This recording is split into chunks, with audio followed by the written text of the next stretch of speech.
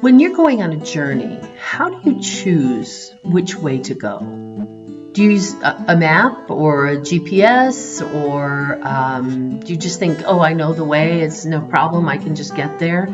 I'm pretty stuck with the GPS. I'm pretty, if you need to call it legalistic about that GPS, that's me. You know, I don't take too many chances trying to figure out which way to go. And I don't want to work that hard, if I'm really honest. I don't want to work that hard trying to figure out how to get there. Just throw it on the GPS. It'll tell me which way to go. How about you? Let's talk a little bit more about that. Life can be quite the bending road. Sometimes it's nice and gentle, and sometimes it's a bit scary. The truth is that we will all experience a difficult bend in our road at some point. But it's also true that God will see us through. Let's travel this bending road together and help each other in our journey. Please remember to give this video a thumbs up and subscribe to our channel to catch other videos along the way. Welcome back to the Bending Road. Glad you could join me. Yeah, we're talking about how we're getting places. Which road are we going to take? How do we know how to get there, and so forth. I just came off of an amazing retreat. This was a clergy retreat for our conference, and I was a little, I don't know, can I say ambivalent about going? I've been to clergy retreats before. Some of them are really, really good. Some of them are, okay. And, but I am so glad I went. It was absolutely fantastic. And I've got several things I'd love to share with you, but this one thing that just made me think of the bending road, made me think of some of the things we talk about here, and Bishop Mark Webb was actually talking about the moral law. So what is the law? The law is, we're going to go all the way back to the beginning, right? In Genesis, God created the heavens and the earth. He created humanity. He created the world, and he said it is good. So he created that which is good, and we're called to live by that. We're called to live into that which is good and make it better. But there's truth, right? There is absolute truth, and I believe absolutely that there is absolute truth. And he was talking about that if we have the law, right? If we have the law without grace, then it's just legalism. You got to do it this way, and you can always have to do it this way. And when you do it this way, and you do it the right way, then you'll be saved. If we have the grace without the law, then it's just a freedom to do whatever you want, and that's not right either. That's not good either. And so he was talking about this, and I'm really thinking about this. Okay, truth, the law, without grace, yeah, we get bound up in there where we have to be doing it a certain way. But if we have all grace, and no truth, no law, no rules to stand on, right? Then we get in trouble because we just do whatever we want. And so he went on, and he was talking about the differences between these things. And gosh, I just had a thought. It was him that was talking about it. No, it was Bishop Greenway. Sorry. Whether you know them or not, I want to attribute it to the right person. And he was actually looking at one of Wesley's sermons about the law. What is the law? And so he was talking about this whole idea of all grace but no truth, all grace but no law, and that's really a heresy that's been around for a long time, right? That we can do whatever we want because we're under grace, we're not under the law. And yet God calls us to be holy. And we do have the law of Moses. We do have the 10 Commandments. We have the law of loving God with all our heart, soul, mind, and strength, loving our neighbor as ourselves. But that isn't even the law that God calls us to follow. It goes back to that moral law, that internal moral law where you know what's right and wrong. And so this whole idea that we're under grace and it doesn't really matter, it's called antinomianism, if that's important to you. It's really what we are dealing with even today, this idea that we can be anybody we want to be, my truth, my right, my decision. You can't tell me what to do. I don't have to follow any specific rules. We're all under grace. Jesus died for me as I am. I don't have to change. I don't have to be transformed. All of that is in this idea, and we see those roots in Adam and Eve when Satan said to Eve, did God really say that? Really? What's interesting is that that's the same question we're still asking today. Did God really say that? Did God really say you couldn't do that? Well, he did. He did. And he said, sin, the wages of sin is death. Wages of sin is death. He said that. So if you eat of the tree, will you really die? Yes, that's what he said. So this whole idea of, that we're under grace and we don't have to worry about it, we can do whatever we want, that's a problem. That's a problem, and that's where a lot of our culture is. There's another side to that, though, that legalism.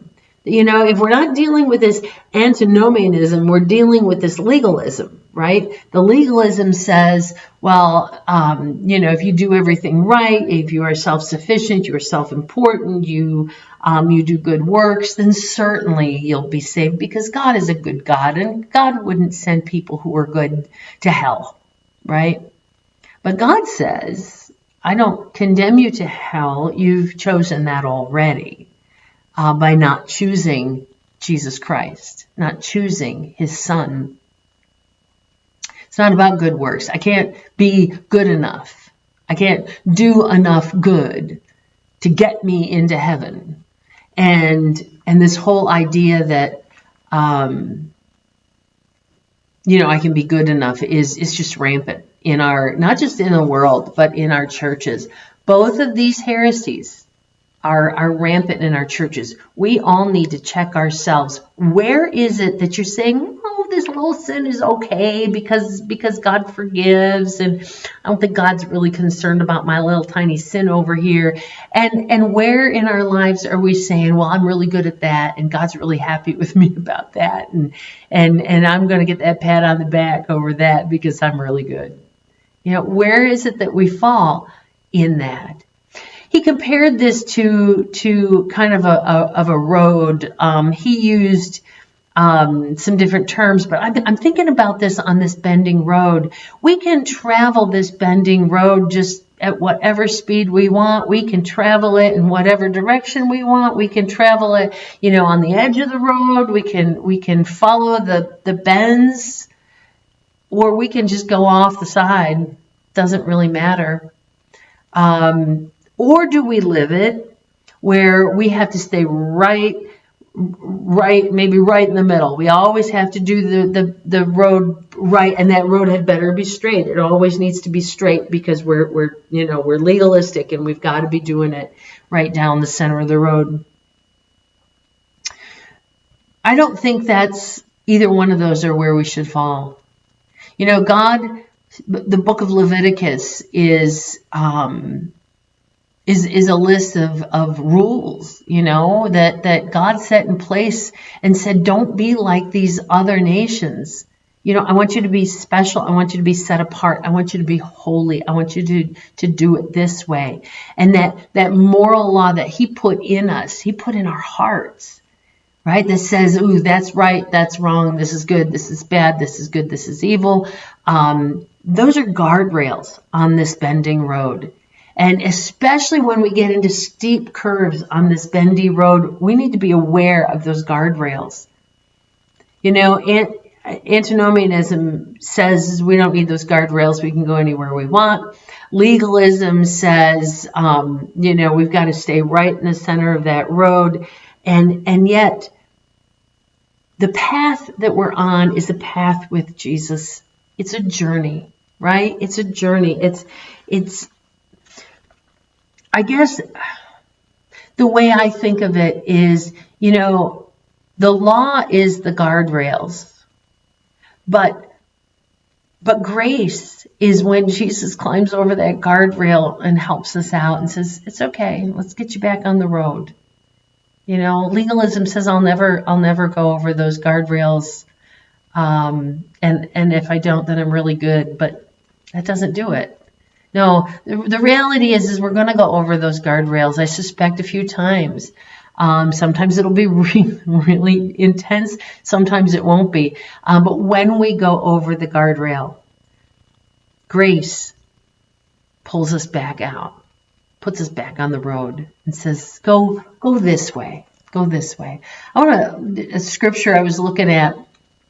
I was actually looking at the scripture that says, what is this? This is Luke. No, this is Matthew 7. Matthew 7, 13 and 14 say, "Enter through the narrow gate. For wide is the gate and broad is the road that leads to destruction, and many enter through that. But small is the gate, narrow is the road that leads to life, and only a few find it." It is between those guardrails. It's trusting in the guardrails, not angry at the guardrails because there's things we want to do that we shouldn't or can't or whatever. But we need to stay between those guardrails and let grace help us stay there. What's interesting is after that passage of scripture, he talks about watching out for false prophets. They come to you in sheep's clothing, but inwardly they're ferocious wolves, right? Be careful. Be careful. And because there's a lot of people that are calling us outside those guardrails. Oh, we don't really need to follow those rules. Those were for another time. We don't need to really follow that because God is a good God and He's not gonna hold us responsible for that anyway, right? It goes on from there. It warns us about taking the narrow road, warns us about false prophets, but then it warns us about false disciples. Not everyone who says to me, "Lord, Lord," will enter the kingdom of heaven, but only the one who does the will of my Father. Many will say, "Lord, Lord, didn't we do all these great things?" But you didn't do the will of my Father. You didn't do the will of my Father. Matthew 7 goes on, and then it talks about the wise and foolish builders. Build your house on the rock. Build your house on the rock. That firm foundation, that solid foundation in Jesus Christ, right? The guardrails are set in place. We know that if we go over the guardrail, grace is there to pull us out. He will forgive whatever sin we commit. But we don't want to commit sin just to see if He forgives us. Matthew 7, this passage in Matthew 7 actually started out in verses 7 through 12, talking about asking, seeking, knocking. And we need to do that, right? We need to ask, we need to seek, we need to knock, we need to find Jesus. We need to find Jesus. Hold on to Him. Take this journey with Him. Then we can, right? Then we can enter through the narrow gate. Then we can know false prophets when they're in our face. Then we can know true discipleship, doing the will of the Father. And we can build our house on the rock. This whole chapter just flows together. I encourage you, read chapter 7 of Matthew. Read chapter 7 of Matthew and just see if it doesn't speak to you. I wish I could share this whole week. It was a 3-day event with you. It was just absolutely powerful. And maybe next week I'll share a few other things. But for now, think about these 3 paths. Or maybe, we're all on this bending road. Think about, how do you manage your bending road? Do you manage it as if, well, you can do anything, you can go any direction, you can go anywhere you want, or that you You are so bound to a straight line that when the road gets bendy, you don't know how to do it because you might not be good enough, right? So something you do, something you say might not be good enough, and then where you're going to be. Because we're all going to make mistakes. We're all going to, at one time or another, fall over that guardrail. And sometimes we fall over that guardrail and we hang out down there for a long time. But when we look up and we see Jesus, He's there with His hand out, saying, let me help you. Come on, let's get back on this road. You're going to be all right. You're going to be all right. I hope I've encouraged you today. I want to encourage you truly. Read Matthew 7. Read it 2 or 3 times. Just immerse yourself in it for a little bit. It's good stuff. It's good stuff.